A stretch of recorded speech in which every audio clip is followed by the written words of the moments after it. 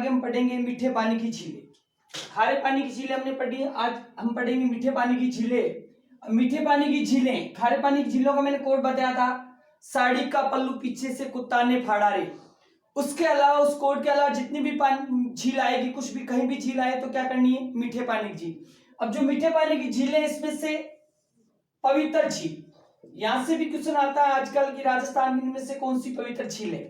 पवित्र झील, तो पवित्र झील में कौन कौन सी है, पुष्कर झील, पुष्कर झील, और कौन सी है, कोलाइट झील, कोलाइट झील, और कौन सी है, और आपकी है राजसमंद, राजसमंद। ये राजस्थान की पवित्र झीलों में इनकी गिनती आती। अब है अकाल निर्मित झील, अकाल निर्मित झील कि राजस्थान की वह झीलें जिनका निर्माण किस समय हुआ, अकाल। तो अकाल निर्मित झील में प्रथम कौन सी है, प्रथम है राजसमंद, राजसमंद झील है प्रथम। और दूसरी कौन सी है, सेकंड है आपकी, सेकंड आपकी है फाय सागर, फाय सागर। राजसमंद झील का निर्माण कब हुआ था, 1660-70 में हुआ था। फाय सागर का हुआ था 1892-93 में हुआ था, 92-93 के बीच हुआ था। अब है, इसके बाद आती है राजस्थान की मीठे पानी में पवित्र झील कौन सी है, अकाल निर्मित झील कौन सी है, और दो ऐसी झीलें जिसके किनारे किनारे कार्तिक पूर्णिमा का मेला लगता है, कार्तिक पूर्णिमा का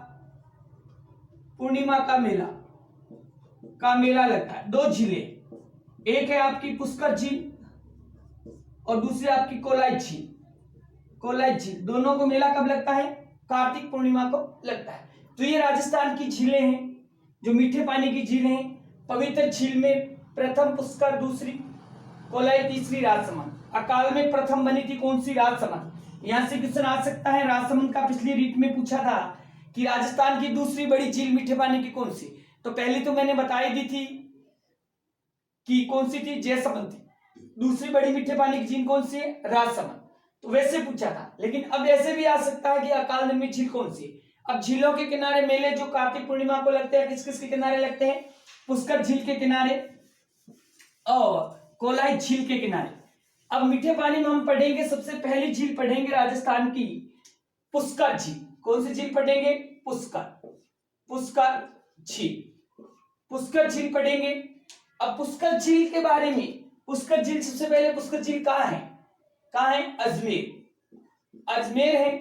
किस पर है, NH-89 पर, किस पर है, NH-89 पर। आकृति कैसी इसकी, आकृति, आकृति है अर्धचंद्राकार, चंद्राकार। कैसी आकृति है, इस प्रकार अर्धचंद्राकार आकृति में बनी हुई झील है।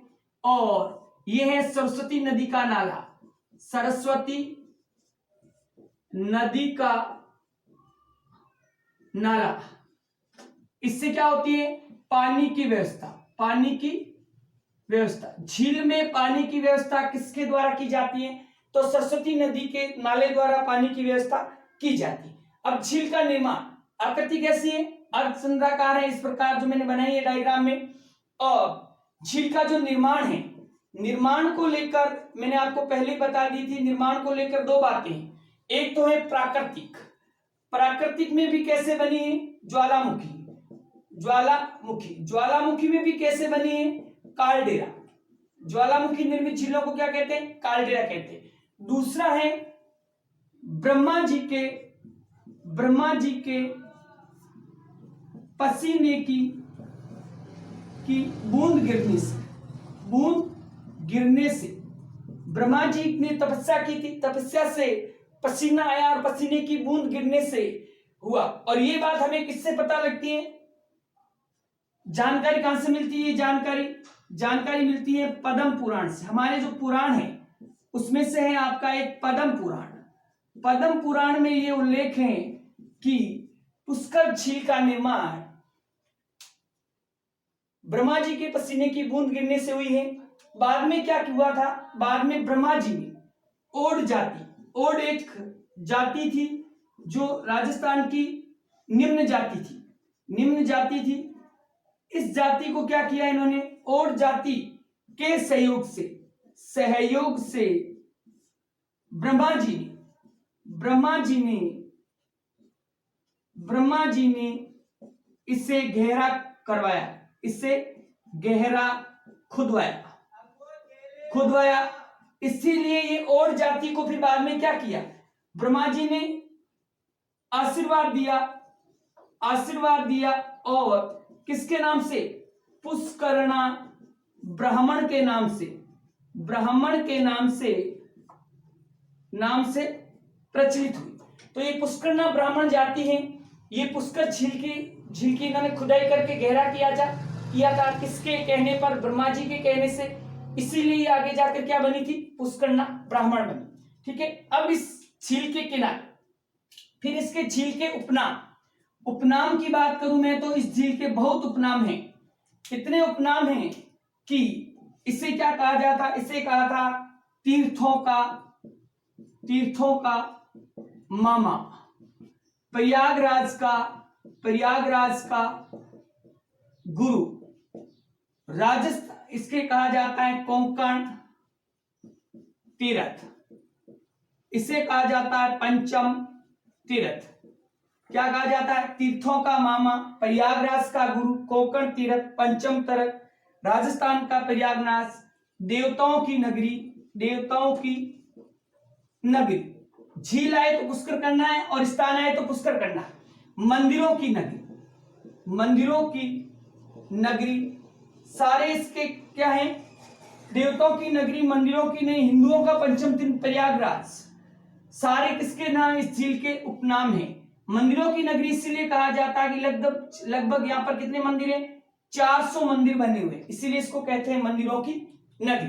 तो झील का निर्माण जो मैंने बताया है इस हिसाब से हुआ है, अर्धचंद्राकार है, सरस्वती नदी के नाले से पानी की व्यवस्था की जाती है। और दो बातें हैं निर्माण की जो मैंने पहले आपको बता रखी हैं कि एक तो पद्म पुराण के अनुसार किससे, ब्रह्मा जी के पसीने की क्या गिरी थी, बूंद गिरी थी। आकृति कैसे है इस झील की, अर्धचंद्राकार। कैसे आकृति है, अर्धचंद्राकार जाति आकृति है। और इसको गहरा खोदा किसने, और जाति ने। किसने खोदा था, और जाति ने। अब इस झील के किनारे क्या है, झील के किनारे क्या है, सबसे पहले किनारे हैं 52 घाट।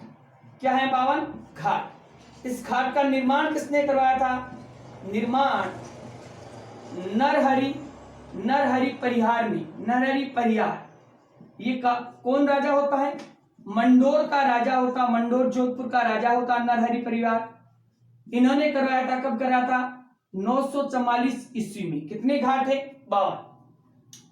इस 52 घाट में सबसे पवित्र घाट कौन सी थी, गो घाट थी। इस घाट के किनारे क्या किया हुआ था, इस गो पवित्र कैसे हुई, इसके किनारे क्या हुआ था, गुरु गोविंद सिंह। कौन थे गुरु गोविंद सिंह, सिख धर्म के 10वें गुरु थे। इन्होंने इसके किनारे क्या किया था, गुरु ग्रंथ साहिब का पाठ किया था, गुरु ग्रंथ साहिब का पाठ किया। 10वां गुरु कौन थे, गुरु गोविंद सिंह थे, जिन्होंने इस गो घाट के किनारे गुरु ग्रंथ साहिब का पाठ किया, जो सिख धर्म का प्रमुख क्या है, प्रमुख ग्रंथ है। इसीलिए ये पवित्र घाट हो गई थी। इसी घाट के किनारे ब्रिटेन की राजकुमारी जो भारत आती हैं, जिसका नाम था मेरी ने क्या किया था, 1911 में स्नान किया। इस घाट पर मेरी स्नान करती हैं। स्नान करने से इसका बाद में क्या हो गया, इसे कहा जाने लगा मेरी घाट। अब ये घाट गो घाट किस नाम से चर्चित हो गई थी, मेरी घाट के नाम से चर्चित हुई, क्योंकि ब्रिटेन की राजकुमारी मेरी ने यहां पर स्नान किया था। बाद में क्या हुआ था, 1948 में गांधी जी की क्या हुई थी, मृत्यु। गांधी जी की अस्थियां अस्थियां को क्या किया था, यहां पर विसर्जन किया था, विसर्जन किया था, विसर्जन किया। तो अब इसके बाद इसका नाम क्या हो गया, गांधी घाट। क्या हो गया, गांधी घाट। अब इसे क्या कहते हैं, देखो सबसे पहले इसका नाम क्या था, गो घाट, बाद में इसका नाम क्या हुआ, मेरी घाट। अब इसको क्या कहते हैं, गांधी घाट कहते हैं। वर्तमान में इसे गांधी घाट कहते हैं, ध्यान रखना। और आपको मैं बता दूं, इसी गांधी घाट से भगवान श्री राम ने अपने पिता दशरथ की अस्थियों को क्या किया था, विसर्जन किया था। तो सबसे पवित्र घाट है, कौन सी घाट है, गांधी घाट। घाटों का निर्माण किसने करवाया था, नरहरि परिहार, जो राजा कहां का था, मंडोर जोधपुर का राजा था। 944 ईस्वी के आसपास इन्होंने घाटों का निर्माण कराया था। अब देखो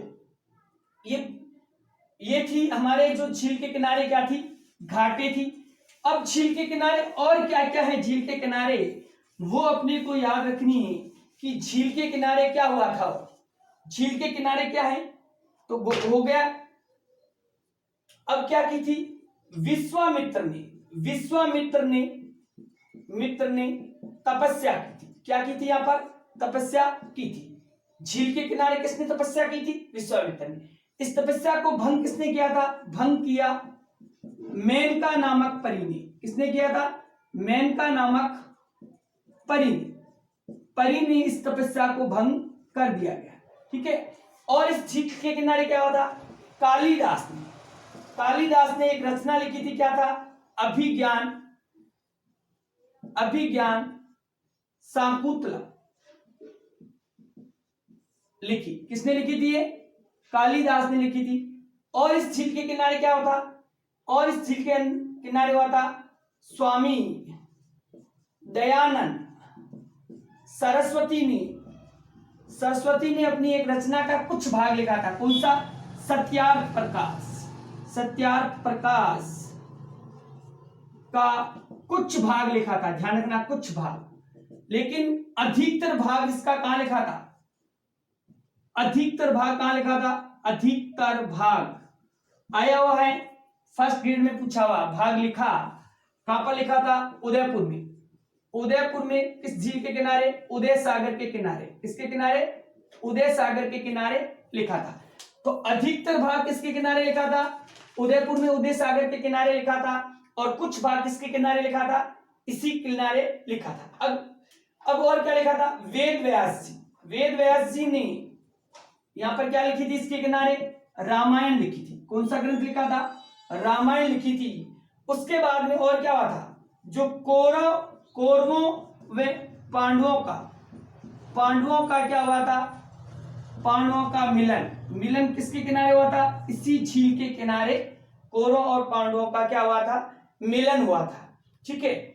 और मैं आपको बता दूं, स्वामी दयानंद सरस्वती इनकी जो मृत्यु हुई थी, ध्यान रखना इंपॉर्टेंट है, क्वेश्चन ये भी पूछा, मृत्यु इसी के किनारे कब हुई थी, दीपावली के दिन हुई थी। किस दिन हुई थी, दीपावली के दिन हुई थी। इसी झील के किनारे हुई थी, दीपावली के दिन हुई थी। वेद व्यास जी ने कौरव पांडव रामायण ये सब, कालिदास ने अभिज्ञान शाकुंतलम लिखा था। अब क्या है, अब झील के किनारे और क्या है, और झील के किनारे क्या है, ब्रह्मा जी का मंदिर है, जो विश्व का सबसे प्राचीन, क्या है, विश्व का सबसे प्राचीन मंदिर है। ब्रह्मा जी का मंदिर है झील के किनारे, जो विश्व का सबसे प्राचीन मंदिर है। इस मंदिर की जो मूर्ति है, मूर्ति किसने बनाई थी, गोकुलचंद पारीक ने, मंदिर का जो निर्माण किसने कर किया था,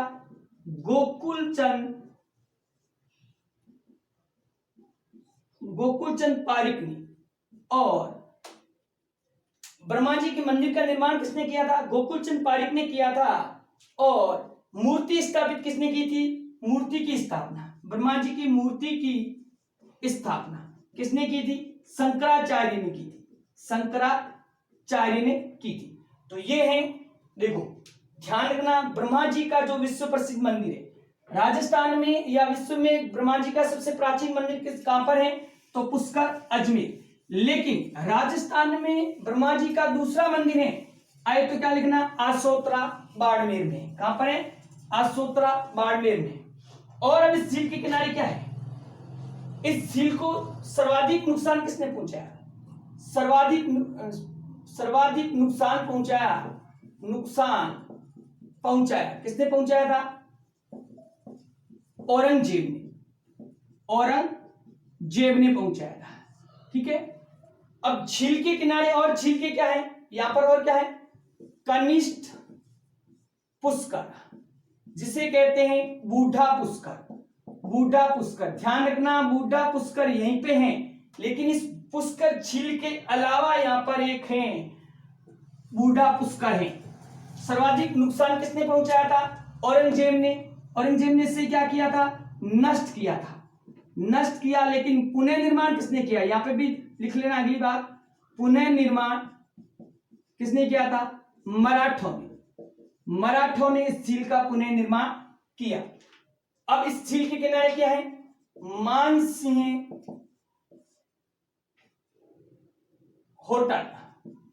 मानसिंह होटल जो आरटीडीसी द्वारा संचालित है। और झील के किनारे क्या है? मानसिंह होटल है जो आरसीडीसी द्वारा संचालित है। झील के पास पहाड़ी पर मंदिर है। किसका है मंदिर? किसका मंदिर है? सावित्री माता का। सावित्री माता किसकी पत्नी थी? वाइफ ऑफ ब्रह्मा जी की पत्नी थी। सावित्री माता का मंदिर है। और ये कैसी देवी है? सूर्य की देवी। और इसका उल्लेख कौन से? ऋग्वेद के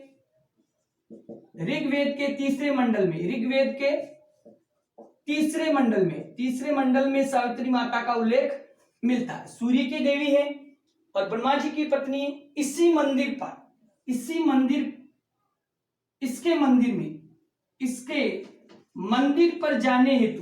पर जाने हेतु क्या है?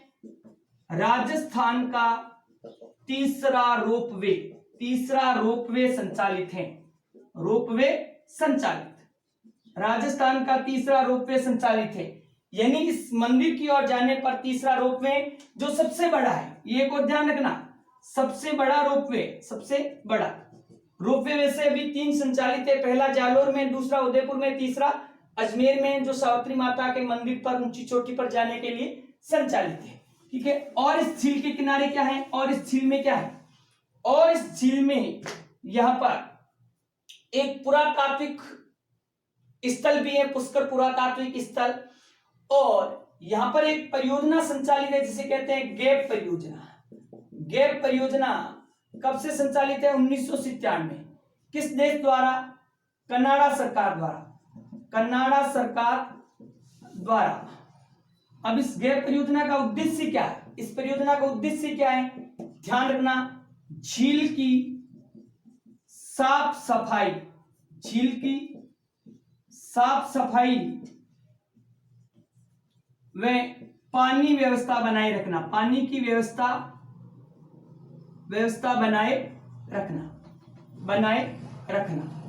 वैसे राजस्थान की पवित्र झील है। गैप परियोजना इंपॉर्टेंट है कि किस देश द्वारा संचालित है, कब संचालित है और इसका उद्देश्य क्या है। यहां से क्वेश्चन, ये इंपॉर्टेंट है, क्वेश्चन आ सकता है। गैप परियोजना का संबंध किस झील से है, या किस देश के सहयोग से संचालित है, या कब शुरू की थी। ठीक है, तो ये अपने को ध्यान रखना। अब यहाँ पर मेला लगता है। कब लगता है? कार्तिक पूर्णिमा को। पूर्णिमा। ये मेला किस लिए प्रसिद्ध है? दीपदान हेतु प्रसिद्ध है। यानी मेले के झील के अंदर दीपक को जलाकर प्रवाहित किया जाता, दान किया जाता, इसलिए दीपदान हेतु प्रसिद्ध है। इस मेले को क्या कहते हैं? राजस्थान का रंगीला मेला। क्या कहते हैं? राजस्थान का रंगीला मेला। किस मेले को कहते हैं?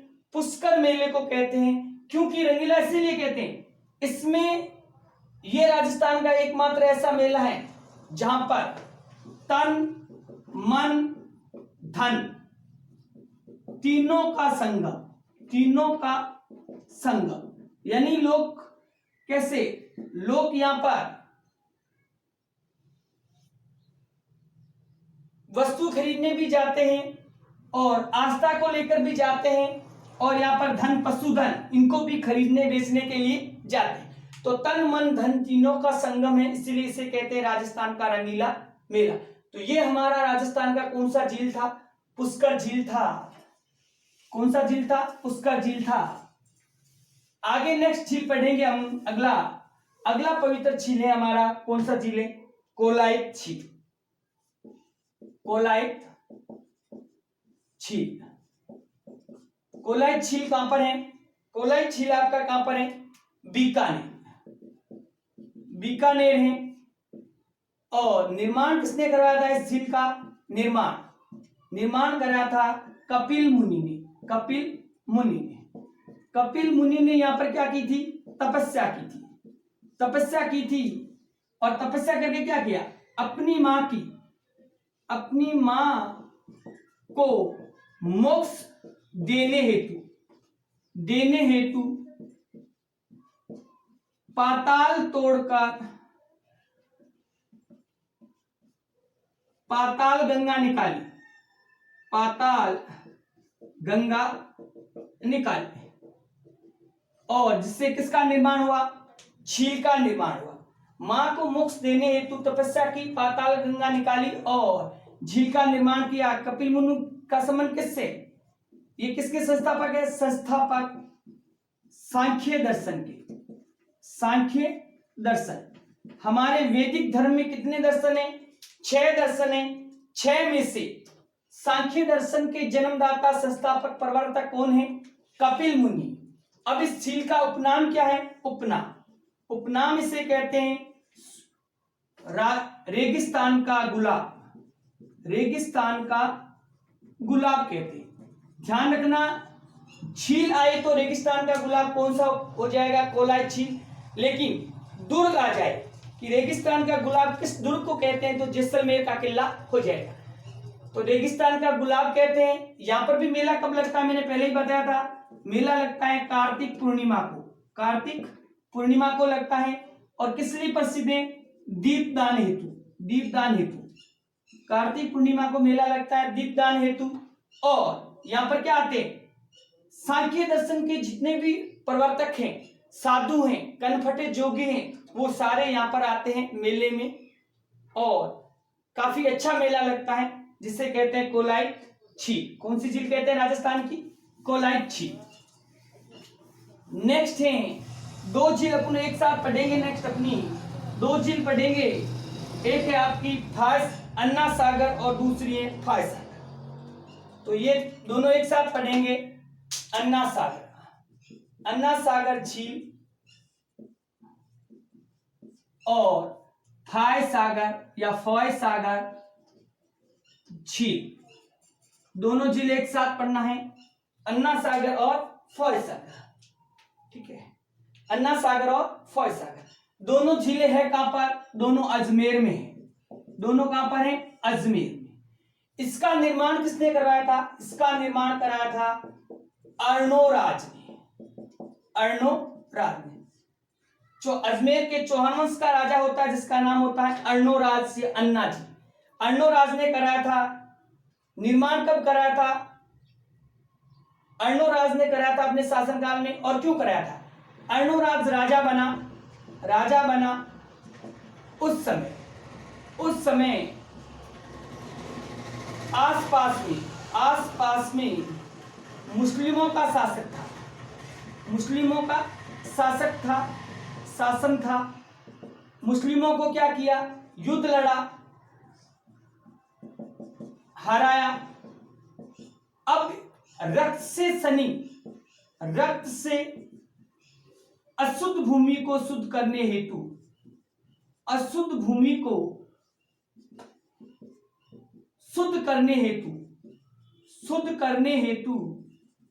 हेतु चंद्रा नदी का नाला बोड़कर, किस नदी का, चंद्रा नदी का नाला मोड़कर, नाला मोड़कर झील बनाई। ध्यान रखना ये यहाँ पर अन्ना सागर अर्णोराज जब अजमेर का शासक बनता है, अजमेर के चौहान वंश का होता है, राजा बनता है, तो यहाँ पर आसपास के क्षेत्र में मुस्लिमों का शासन होता है। अर्णोराज राजा बनते मुस्लिमों से क्या करता है, युद्ध लड़ता है, और युद्ध से जो रक्त बहता है, रक्त से भूमि क्या हो जाती है, अशुद्ध हो जाती है। तो अशुद्ध भूमि को शुद्ध करने हेतु क्या करता है, शुद्ध करने हेतु चंद्रा नदी का नाला मोड़कर झील का निर्माण कराता है, और उसे कहते हैं, उसे झील को क्या कहते हैं, उसे कहते हैं अन्ना सागर। अब अपने को दोनों झीलें ऐसे याद रखनी है कि ये हमारी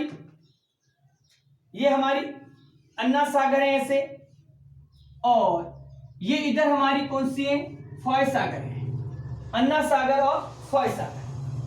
अब ये किस नदी की, किस झील के किनारे है, चंद्रा नदी, और ये कौन सी नदी है, बांडी नदी। ध्यान रखना, बांडी नदी और चंद्रा नदी। अब इन्होंने क्या किया, ये झीलें जब इसमें पानी ज्यादा आ जाता है, मैंने फौज सागर आपको पहले बताया था कि अकाल रात 1892-93 इंजीनियर फॉय की देखरेख में नगर परिषद अजमेर द्वारा बनाई गई है। इसमें पानी ज्यादा आने पर क्या निकाली गई, एक लिंक नहर से जोड़ा गया, दोनों को आपस में जोड़ा गया है, और फॉय सागर का पानी ज्यादा आने पर किस में छोड़ा जाता है, अन्ना सागर में छोड़ा जाता है। ठीक है, अन्ना सागर में छोड़ा जाता है, पानी बढ़ने पर किसका पानी, फॉय सागर का।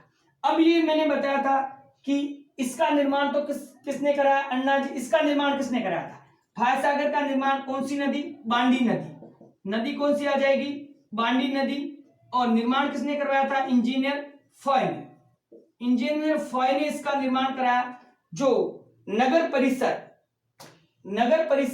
कहां का होता है, अजमेर नगर परिषद में एक इंजीनियर होता है, इन्होंने इसका क्या करवाया था, निर्माण कराया था, जिसे कहते हैं फॉय सागर। अब इस झील के किनारे क्या है, इस झील के किनारे एक यहां पर बाग है, क्या है, पहला तो है बाग। इस बाग को क्या कहते हैं, सुभाष उद्यान। बाग को वर्तमान में सुभाष कहते हैं, लेकिन प्राचीन नाम मेरे को अभी याद नहीं आ रहा है, प्राचीन इस बाग है, बाग को प्राचीन नाम है दौलत बाग, प्राचीन नाम दौलत बाग, लेकिन वर्तमान में क्या कहते हैं इसे, वर्तमान में सुभाष उद्यान कहते हैं। ध्यान रखना, यहां से क्वेश्चन आता है कि सुभाष उद्यान का प्राचीन नाम क्या था, या दौलत बाग किस झील के किनारे। इस बाग का निर्माण किसने कराया था, बाग का निर्माण की बात करूं तो निर्माण कराया था जहांगीर ने। किसने कराया था, जहांगीर मुस्लिम मुगल शासक होता है, उसने कराया।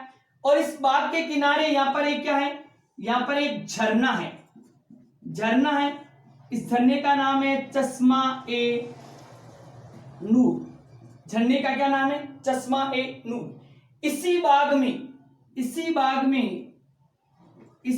में जहांगीर और टॉमस रो के बीच मुलाकात होती है। जहांगीर वर्सेस टॉमस रो के बीच मुलाकात होती। बाग का निर्माण किसने कराया था, जहांगीर ने करवाया था। और एक झरना जिसे क्या कहते हैं, चश्मा ए नूर। और इसी बाग के अंदर इत्र का निर्माण कराया था, किसने, इत्र का निर्माण कराया था नूरजहां ने।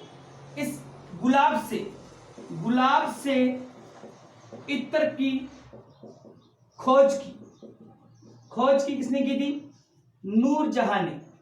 इसी बाग के अंदर नूरजहां ने गुलाब से इत्र बनाया था। किसने बनाया था, बेगम सुरीगार। नूरजहां की मां नूरजहां की मां थी, जिसका नाम था अस्मत बानो बेगम ने। गुलाब से क्या बनाया था, इत्र का आविष्कार इसी में किया था। इसी बाग के किनारे, इस बाग के किनारे क्या है, शाहजहां ने, अगला राजा कौन होता है, शाहजहां बनता है। शाहजहां ने 5 संगमरमर की 12 दरी लगाई थी, 12 दरी बनाई। संगमरमर की जो मुस्लिम संप्रदाय में चौकियां टाइप होती हैं, जो विश्राम के लिए होती है, जिसे कहते हैं 12 दरी। तो संगमरमर की 12 दरी किसने, इस बाग के किनारे, इस झील के किनारे बाग बना, उस बाग में क्या है, 5 संगमरमर की 12 दरी किसने बनाई थी, किसने बनाई थी, तो शाहजहां ने। लेकिन बाग किसने लगाया था, जहांगीर ने। और सर टॉमस रो और उसके बीच में मुलाकात कब हुई थी, मुलाकात हुई थी 1616 के अंदर। कब हुई थी, 1616 के अंदर मुलाकात हुई थी। तो ये राजस्थान के अजमेर में अन्ना सागर और फाय सागर 2 मीठे पानी की झीलें हैं।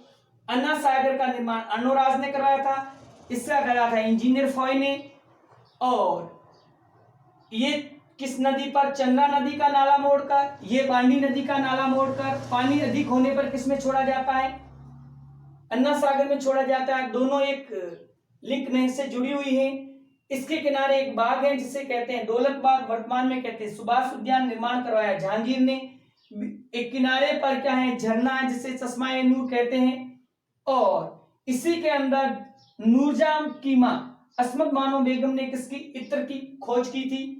और इसी बाग में जहांगीर व सर टॉमस रो के बीच में क्या होती है, मुलाकात होती है 1616 में।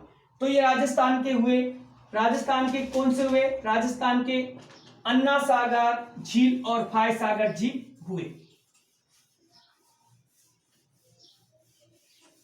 अन्ना सागर झील और फाय सागर झील पूरे। नेक्स्ट है अपना झील है राजस्थान का, वो आज हम पढ़ेंगे, वो आपका है सिल्ली सेठ।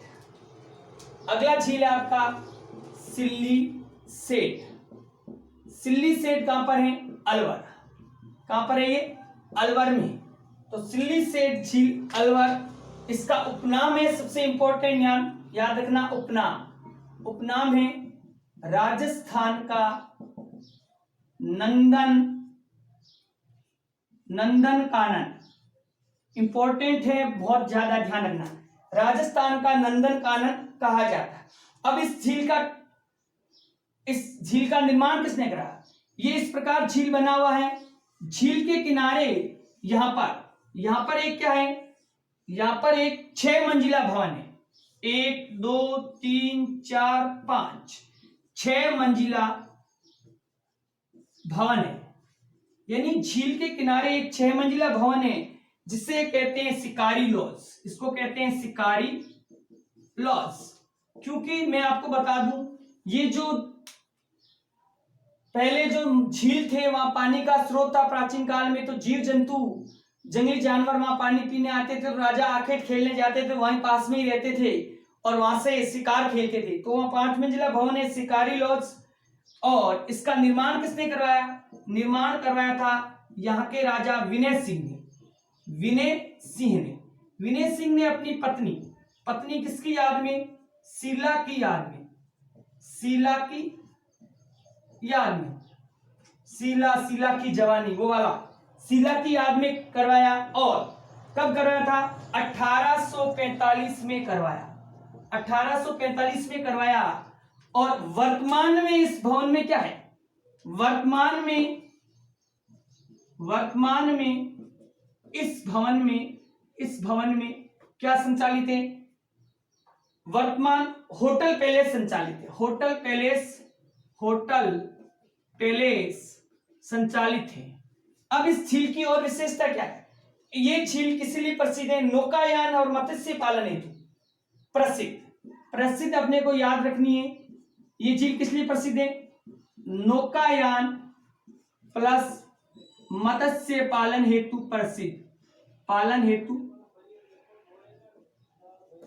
प्रसिद्ध। कौन सा झील है, सिल्ली सेठ। कहां पर है, अलवर। क्या कहते हैं, राजस्थान का नंदन कानन। 6 मंजिला भवन है जिसे क्या कहते हैं, शिकारी लॉज। निर्माण किसने करवाया, विनय सिंह। अपनी पत्नी किसके नाम पर, शीला की याद में, 1845। कौन सा झील है, सिल्ली सेठ। अगला आपका झील है बालसमंद। नेक्स्ट झील है बाल समंद।